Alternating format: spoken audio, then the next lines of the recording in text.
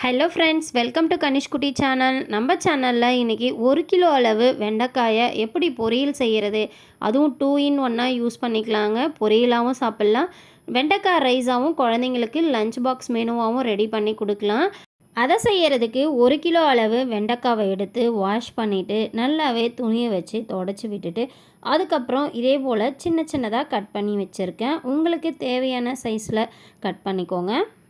அடுப்பில் ஒரு கடாய் வச்சுக்கிட்டேன். கடாய் நல்லாவே சூடாகட்டுன்னு தேவையான அளவு எண்ணெய் சேர்த்து வச்சுருக்கேன். எண்ணெய் நல்லாவே சூடானதும் கட் பண்ணி வச்சுருக்க வெண்டைக்காயை உள்ளார சேர்த்துக்கலாம். நான் 3லேருந்து 4 டேபிள் ஸ்பூன் அளவு எண்ணெய் சேர்த்துக்கிட்டேன். சூடான எண்ணெயில் வெண்டைக்காவை சேர்த்த பிறகு ஒரு கரண்டியை வச்சு இதே போல் நல்லாவே மிக்ஸ் பண்ணி விட்டுக்கலாம். இந்த மாதிரி வெண்டைக்காவை ஃபஸ்ட்லேயே எண்ணெயில் நல்லா வதக்கிட்டோம்னா அதோட பிசுபிசுப்பு தன்மை குறைவாக இருக்கும். அதனால தான் நம்ம இப்போ எண்ணெய் சேர்த்துட்டு நல்லாவே மிக்ஸ் பண்ணி விட்டு வதக்கி விட்டுக்க போகிறோம். கேஸை ஹையில் வைக்க வேணாம், மீடியம் அப்படி இல்லைனா சிம்மில் வச்சு இதே போல் இடையில் மிக்ஸ் பண்ணி விட்டுக்கலாம்.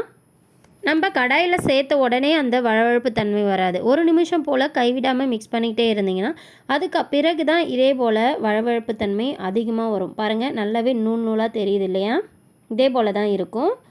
இந்த டைமில் 1/4 ஸ்பூன் அளவு தூள் உப்பு சேர்த்துக்கிட்டேன். 1/4 ஸ்பூன் அளவு மஞ்சள் பொடியை சேர்த்துக்கிட்டேன்.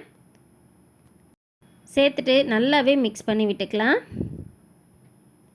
நீங்கள் இதே போல் எண்ணெயில் வதக்காமல் அப்படியே எண்ணெயில் கடுகு, கடலைப்பருப்பு, உளுத்தம்பருப்பு, கட் பண்ணி வச்சுருக்க வெங்காயம், தக்காளி இது எல்லாம் சேர்த்துட்டு அதுக்கு பிறகு கூட நீங்கள் வெண்டைக்காவை சேர்த்து வதக்கி இதே போல் பொரியல் பண்ணலாம். இருந்தாலும் அதில் வழவழப்பு தன்மை அப்படியே இருக்கும். இந்த மாதிரி நீங்கள் ஃபஸ்ட்லேயே எண்ணெயில் வதக்கிட்டு அதுக்கு பிறகு நம்ம வெங்காயம், தக்காளி சேர்த்து வதக்கினோம்னா இன்னும் சூப்பராக இருக்கும் பொரியல். அதனால தான் இந்த மாதிரி நம்ம செஞ்சிட்ருக்கோம். பாருங்கள், 2லேருந்து 3 நிமிஷம் போல் எனக்கு ஆச்சு இதே போல் நல்லாவே வதங்கி வர்றதுக்கு. இப்போ நான் எடுத்து காட்டுறேன் பாருங்கள். கொஞ்சம் கூட வழவழப்பு தன்மை இல்லாமல் நல்லா உதிரியாக இருக்குல்ல. நம்ம வெண்டைக்காவை எண்ணெயில் சேர்க்குறப்ப எப்படி இருந்தது, இப்போ எப்படி இருக்குதுன்னு நல்லாவே பாருங்கள். நல்லாவே சுருங்கியும் வந்திருக்கு வெண்டைக்காய். அதே போல் வழவழப்பு தன்மை இல்லாமல் நல்லா சூப்பராக உதிரியாக இருக்குல்ல. இந்த மாதிரி வதக்கிட்டு செய்கிறதால தண்ணி ஊற்றி ரொம்ப வேக வைக்கணும் அப்படின்னு அவசியம் இல்லை. 1/4 டம்ளர் அளவு தண்ணி சேர்த்து வேக வச்சாலே சூப்பராக வெந்து வந்துடும். ஏன்னா நல்லாவே வதங்கி வந்துருச்சு இல்லையா? இப்போ ஒரு பிளேட்டுக்கு மாற்றிக்கலாம். அதே கடாயிலே 1 ஸ்பூன் அளவு எண்ணெய், 1/4 ஸ்பூன் அளவு கடுகு உளுந்து போட்டுக்கலாம். நல்லாவே பொரிஞ்சதும் பூண்டு பல் 5 தோல் எடுத்துகிட்டு இதே போல் இடித்து வச்சுருக்கேன். அதையுமே உள்ளார சேர்த்துக்கலாம். கூடவே தேவையான அளவு கருவேப்பிலை சேர்த்துட்டு லைட்டாக வறுத்து விட்டுக்கலாம். பெரிய சைஸில் ஒரு வெங்காயம் எடுத்து இதே போல் சின்னதாக கட் பண்ணி வச்சுருக்கேன். அதையும் உள்ளார சேர்த்துக்கலாம். ஆல்ரெடி நம்ம உப்பு சேர்த்துருக்கோம் 1/4 ஸ்பூன் அளவு. இப்போ 1 ஸ்பூன் அளவு தூள் உப்பு சேர்த்துக்கலாம். சேர்த்துட்டு கைவிடாமல் நல்லாவே மிக்ஸ் பண்ணி விட்டுக்கலாம்.